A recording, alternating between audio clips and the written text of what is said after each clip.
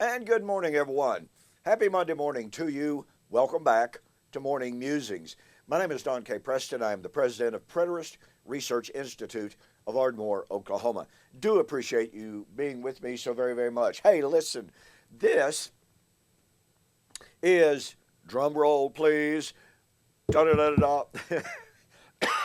video number 500 in our study of the Olivet Discourse. 500 videos. And we're at Matthew chapter 25, verse 14, and the study of the coming and the return of the absent master, which, as I have shared with you, is really the dominant theme when we talk about the, quote, second coming. Second coming, see? And so this is the reason why I have focused so much attention on sharing with you how the entire narrative of biblical eschatology is focused on this concept, how it's related to, and men such as N.T. Wright recognize this concept, by the way. This is not a, quote, preterist invention. It is recognized that when Jesus talked about the return, that he was going back to the Old Testament. He was drawing on the language of Hosea. He was drawing on the language of Malachi. Return to me, and I will return to you. And Jesus, in his incarnation, was heralding and preparing for that return. Well, if the return was to be of the same nature as the absence, and the absence was set forth in the Old Testament, and somebody says, well, wait a minute, the absence is set forth in Acts chapter 1. Well, we'll be looking at that.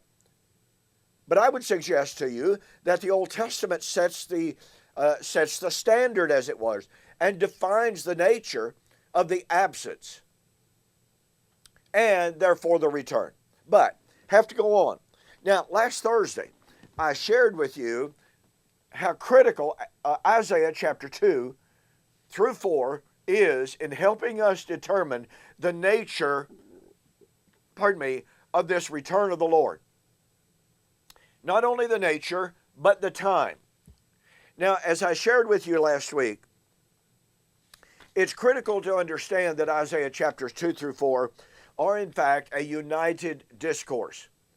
These are not separate chapters that can be separated in time.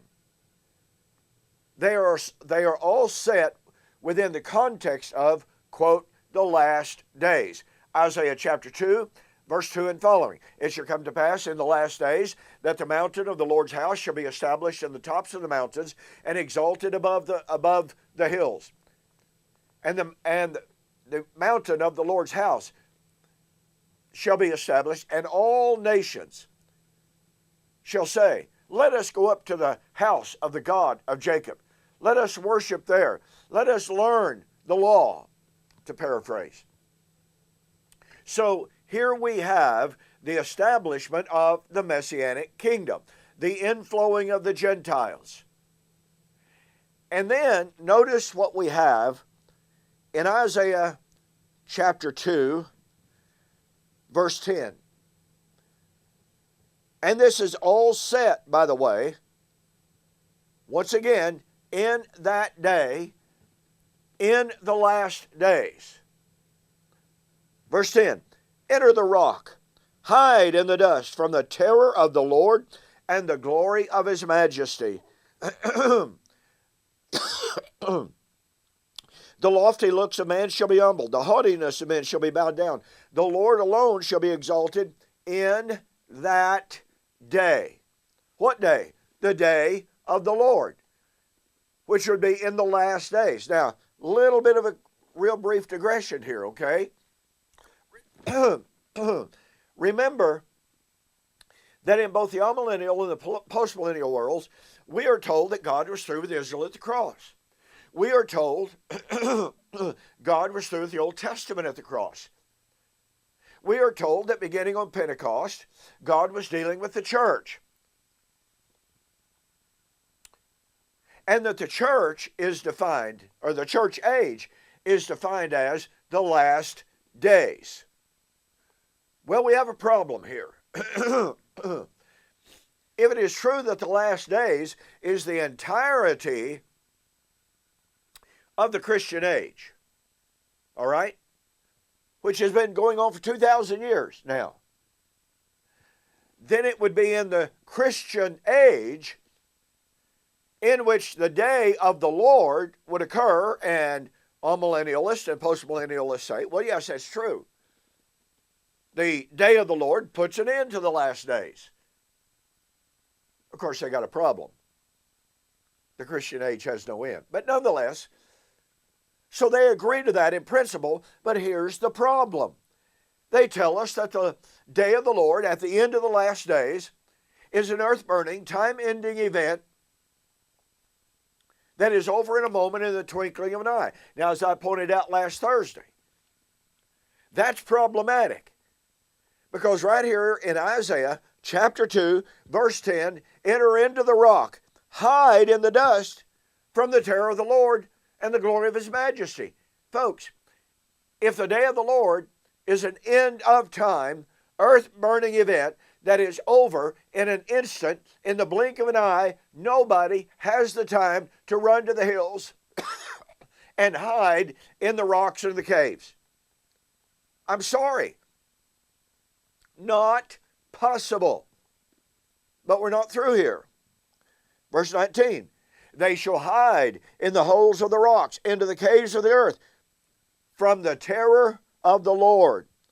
Or they shall go into the holes, etc. From the terror of the Lord, from the glory of his majesty, when he arises to shake the earth mightily. In that day. You see, this is all set within the context of the last days, the day of the Lord. Look at verse 21 for time's sake here. To go into the clefts of the rocks, into the crags of the rugged rocks, from the terror of the Lord, from the glory of his majesty, when he arises to shake the earth mightily. So we have the last days, we have the day of the Lord to destroy the earth. And somebody says, well, no, it just says to shake the earth. Well, according to Hebrews chapter 12, 25 and following, when the Lord would shake something, he would remove it. So it's the removal of the earth. So,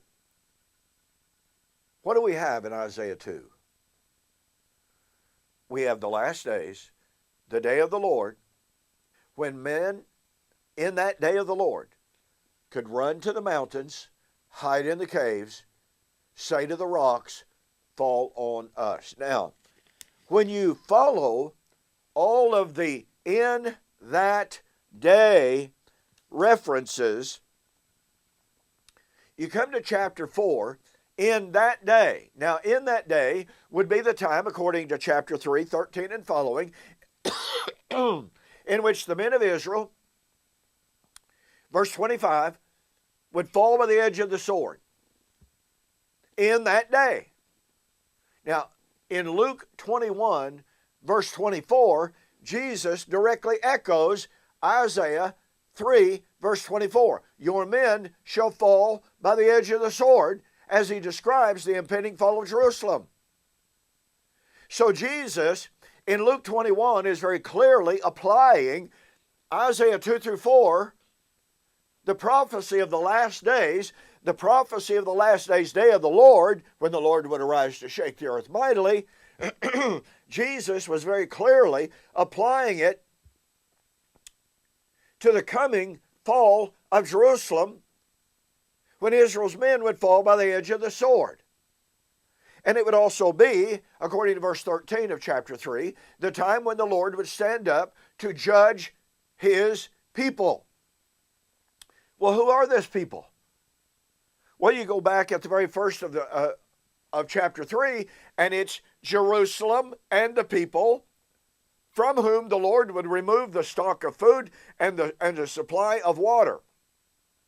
It would be a time of famine in Jerusalem and Judea. Folks, that's not talking about New York City. That is not talking about America. That is talking about Jerusalem. In that day, in the last days. Now let me ask you a question. If God was through with Israel at the cross, if God was through with the Old Testament at the cross, and if the last days, having nothing to do with Israel, began on the day of Pentecost, then why do we have in Isaiah 2 through 4 an extended discussion of what would happen to Israel and to Jerusalem, to the men of war in the last days? I thought the last days are all about the church, having nothing to do with Israel. But here, Isaiah 2 through 4 is a discussion of what would happen to Israel and Jerusalem in the last days, including the destruction of Jerusalem. Why was God concerned about the fate of Jerusalem if he was already through with Israel at the cross? And we're talking about a generation after the cross. Well, at the end of that generation, I should say. It makes absolutely no sense whatsoever to say God was through with the cross, through with Israel at the cross, through with the old law at the cross, and then to say, well, okay, Isaiah 2 through 4 probably did apply to Israel at AD 70. It shouldn't. If God was through with the law at the cross, then Isaiah 2 through 4 could not be fulfilled in AD 70 or any time from Pentecost on to AD 70, because after all, if the law was nailed to the cross, then every bit of it was nailed to the cross and no longer applicable, no longer able to be fulfilled. Do you see the problem here? This is a massive, massive problem. Now, very, very quickly, notice that in chapter 4, it begins with that little term, in that day. In what day? This day of famine in Jerusalem. 7 women shall take hold of one man, saying, we will eat our own bread, wear our own apparel, only let us be called by your name, so to take away our reproach. When would this be? Oh, in the days in which the men of Israel would fall by the edge of the sword. Her gates shall lament and mourn, and she, that's Jerusalem, being desolate, shall sit on the ground. That's Jerusalem in the last days at the day of the Lord. Once again, folks, it doesn't work, and I got to hurry here. Verse 2, in that day, in what day? The day of the Lord, the day of famine, the day of warfare, the day of the desolation of Jerusalem.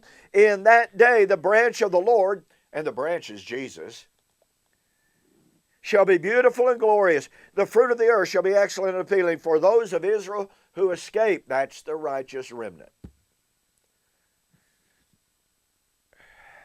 I'm out of time. So tomorrow, I'm going to share with you one of the really, really pivotal passages here in Isaiah 2 through 4 that helps us identify, we've already identified the nature, for crying out loud, of the day of the Lord. And now we're going to look even more firmly at the time frame for the fulfillment of this last days, day of the Lord, when the Lord would come and destroy the earth. I'll see you on the flip side.